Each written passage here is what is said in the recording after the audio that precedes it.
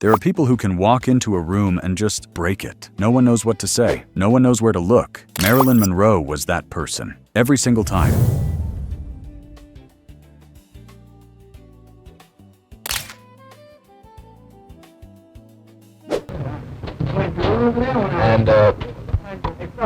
And we're not just talking about random people on the street, we're talking about presidents, legends, the biggest names in Hollywood. Around Marilyn, nobody was safe. Let's get into it.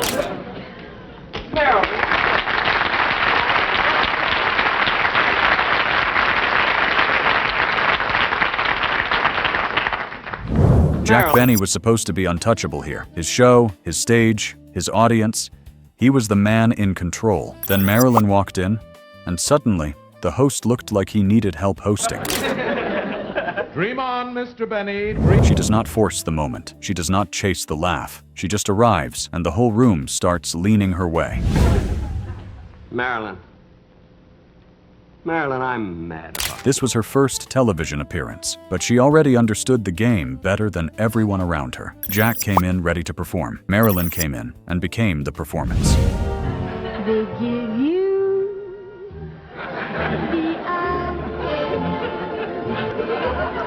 Then the dream sequence takes things from funny to suspiciously intense. It is supposed to be playful, but Jack looks a little too happy to be trapped in his own fantasy. for a while. I know that I'll be smiling. Marilyn keeps it light. He looks like he just lost the plot on national television.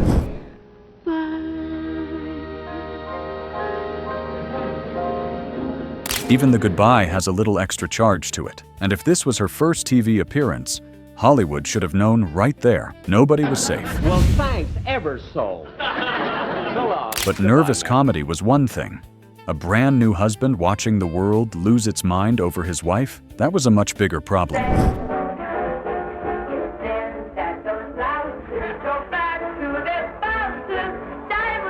February 1954, Korea. Marilyn was newly married, but instead of disappearing into honeymoon bliss, she flew into freezing weather and walked out in front of thousands of soldiers. And the reaction was not applause. It was a full emotional breakdown with uniforms on.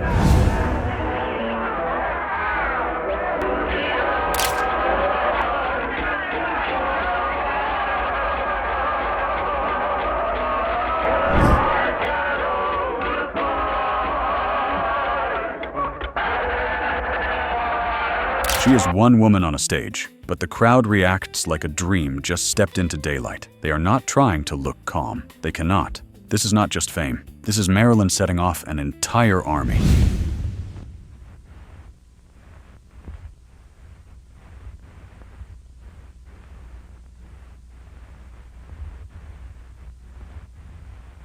The longer she performs, the more the crowd turns into one giant crush. Some men laugh because they do not know what else to do. Others just stare like blinking might ruin the moment.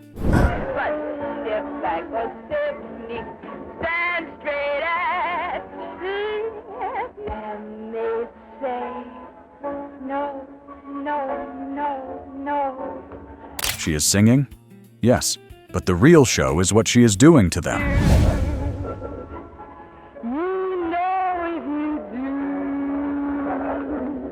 Marilyn reads that crowd perfectly. Soft voice, controlled look, nothing loud, but every second lands. She is not chasing attention. She owns it. No wonder this performance followed her home. No one is near. I may cry. Oh. Because somewhere behind all that cheering was a husband trying to act like this was totally fine. Spoiler, it did not look fine. How have you and Mrs. DiMaggio enjoyed Now your trip this to- is where the fantasy meets real life. Joe DiMaggio was used to being the icon in the room. Then he married someone whose spotlight did not move aside for anybody, not even him. I felt I had an effect on people until I guess I was in Korea. I don't think until then. So when he talks about Korea, he tries to sound relaxed, very relaxed, too relaxed. Well, everything everything has been fine. We've enjoyed our trip. The only thing that I have to complain about is I haven't seen very much of Marilyn. On paper, he sounds calm. On camera, not so much. He talks about wanting more time with her, but the subtext is loud. His wife had just performed for a sea of obsessed soldiers, and he looked like he was still learning how to share her. She is making a trip to Korea, touring through the camps, and so maybe after that, we will be able to spend a little time. And long before that tension got personal, Hollywood cameras were already fighting the same battle. In 1953, Marilyn and Jane Russell arrived for handprints, footprints, and polite camera smiles. But with Marilyn there, even wet cement turned into a scene, and the photographers lost focus. Marilyn Monroe and Jane Russell are welcomed by George Bowser, manager of the Fox West Coast Theaters, as they arrive to make their imprints in the famous concrete of Grauman's Chinese Theater in Hollywood. Jane was steady. Marilyn was soft, playful, and dangerous without trying. Jane had star power, but Marilyn had gravity. One tiny smile, and the whole press line leaned in. Filmdom's first blonde and first brunette, Marilyn and Jane won their chance to join Filmdom's immortals by their work in Gentlemen of the sensationally humorous musical comedy stage hit. By the end, the cement barely matters. The real show is Marilyn realizing the crowd will follow every little move. And once the noise faded, that pull did not disappear. It only got more dangerous. Hogs delight in the contrasting duo who, despite their clashing roles in Gentlemen Prefer Blondes, offstage are as friendly. Because a screaming audience is one thing. A small room full of men trying not to stare, that is a different kind of awkward. This footage has a totally different charge. No giant stage, no roaring crowd. Just Marilyn moving through a quieter room where everyone is trying very hard to act normal.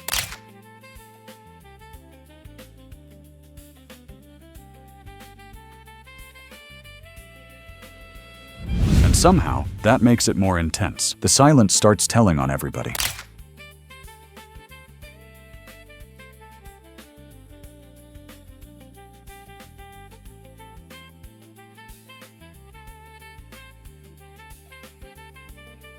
She brings a soft kind of attention with her, and the whole room adjusts. The men are careful, smiling, almost shy. Not because she is doing anything dramatic, but because she is suddenly right there.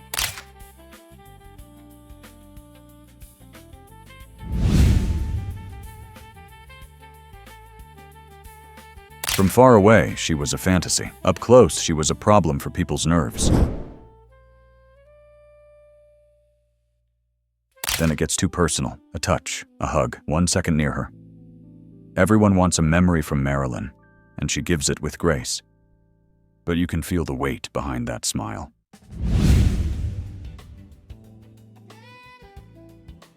That last little pause says a lot. Some people did not want the moment to end, because they knew it would never happen again. This was not distant movie star magic. This was Marilyn close enough to make people forget their manners softly.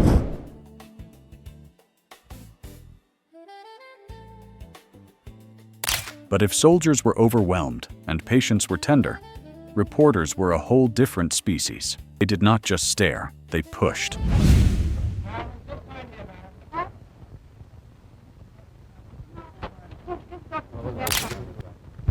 Good wife.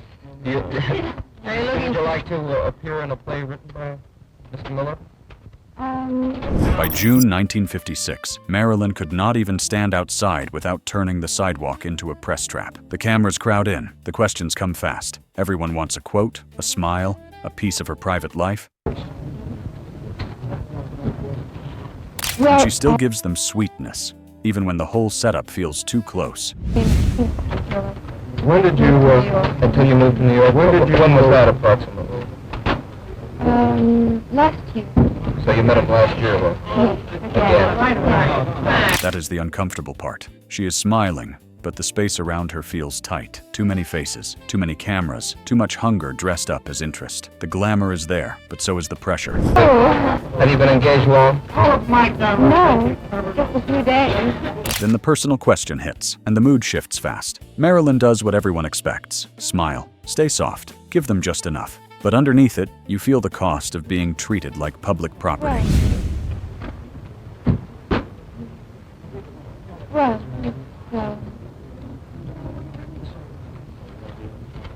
And after reporters pushed too close, the next kind of awkward came from inside Hollywood itself. Not a stranger, not a fan, a co-star with a mouth too big for the room.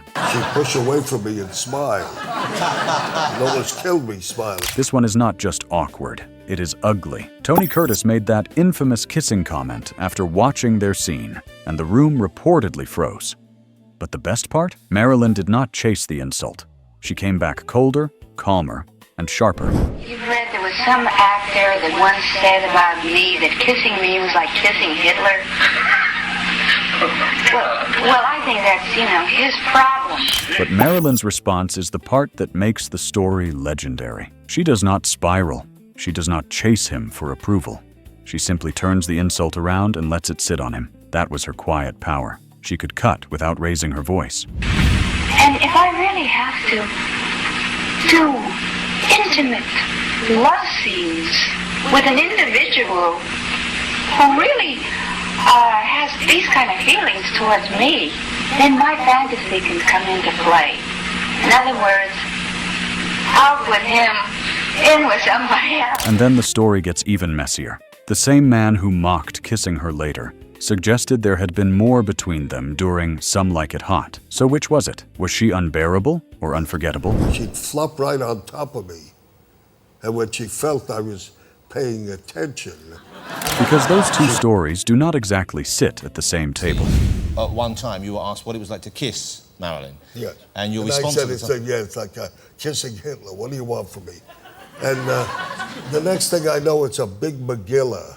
Then he talks like the memories were thrilling, while everyone laughs along. Marilyn is not even present, but her name still changes the mood of the room. I loved every minute of it. And this was the relationship, this is what went on between us. And I had a couple of explosions, if you will. I was very sensitive. And very lucky, I imagine. Yeah, lucky too. Well, if you're going to explode with Monroe on top of it. Before men were telling stories about her years later, there were rooms where the staring happened live. No polish, no filter, just pure, uncomfortable attention. She'll be my bride forevermore. At Ray Anthony's party, everyone is supposed to be relaxed. But Marilyn enters, and suddenly, the room starts acting like it forgot basic manners. Could weave a fascination like my Marilyn. Some people stare too long, some hover too close, and some looks are so obvious they make the footage feel less glamorous and more uncomfortable. It's a fabulous face. That's no exaggeration, that's my Marilyn.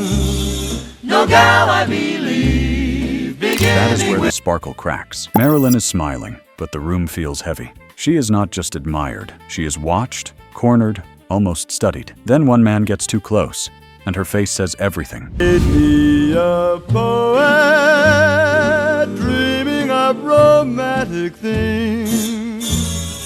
Though she may not, she's all mine in my dreams. We planned everything. She keeps the movie star smile on because that was the job. But the room feels packed and hungry. Everybody wants access. Everybody wants a look. Everybody wants to be near the woman everyone else is chasing. This is where the fantasy starts looking exhausting.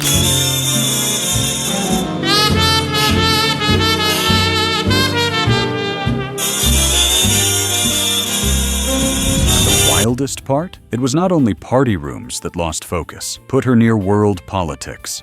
And even then, the cameras still wanted Marilyn's face. In 1959, Khrushchev's Hollywood luncheon was meant to be serious. Politics, power, cameras, studio heads.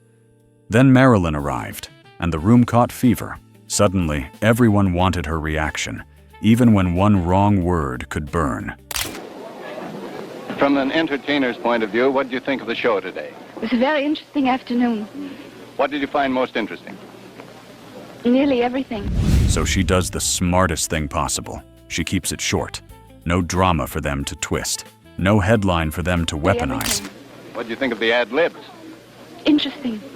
People often played Marilyn as innocent, but this moment shows something sharper. She knew when the room was dangerous. Very interesting. Is this what you expected here today? What did you come expecting? Roast beef. I expected it to be interesting. But politics was only one kind of power. Next came the crown, and even beside actual royalty, Marilyn still had the room looking twice. This one already sounds unreal. Queen Elizabeth II, Princess Margaret, Brigitte Bardot, Arthur Miller, Marilyn, all in one royal premiere line, acting like this was a normal Tuesday. But it does not feel normal. It feels like two kinds of fame meeting under very bright lights.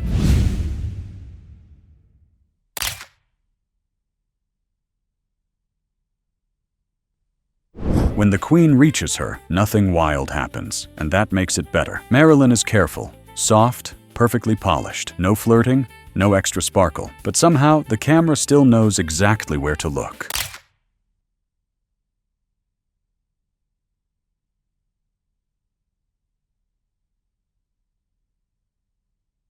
And the next year, even with a brilliant husband beside her, the same rule applied. People tried to focus on the serious man. Their eyes had other plans. At the Paris ball in 1957, Marilyn arrives with Arthur Miller, and the contrast is almost too good. He brings the serious writer energy. She brings the kind of presence that makes serious people forget their own questions. The ball tonight? Oh, yes. Well, you can say we. That's why I asked the question. Everyone tries to keep it classy, but the room is already leaning her way. Marilyn Monroe. Well, Mrs. Miller, do you speak French? Est-ce que vous parlez français? No, I'm sorry, I don't. My husband does. Not a word? Oui. Oui. Okay. Even when Arthur speaks, the eyes drift back to her. That was the risk of standing beside Marilyn. You could be brilliant and still become background. She did not steal attention. Attention picked her. Non. Pas en France. Pas en France?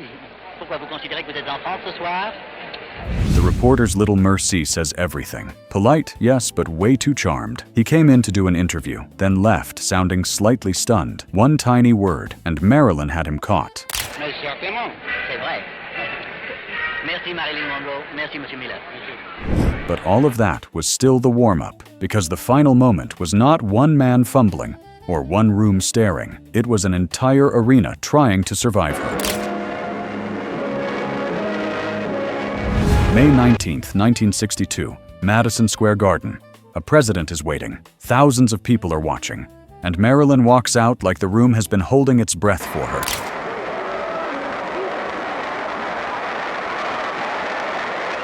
She is late. The dress is impossible. The tension is already doing half the performance before she even sings. Mr. President, the late Marilyn Monroe.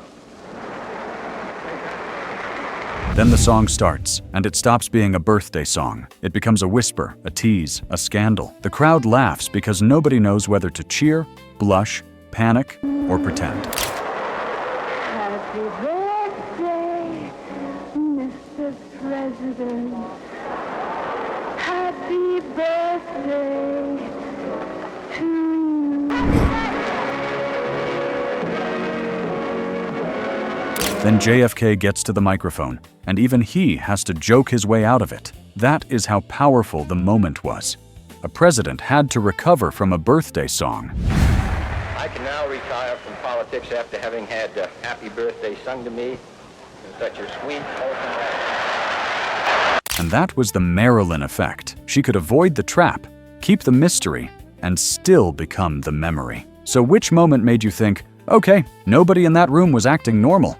And who do you think Marilyn threw off the most? The hosts, the reporters, the co-stars, or the president himself? Drop your favorite moment in the comments and tell us who handled the Marilyn effect the worst.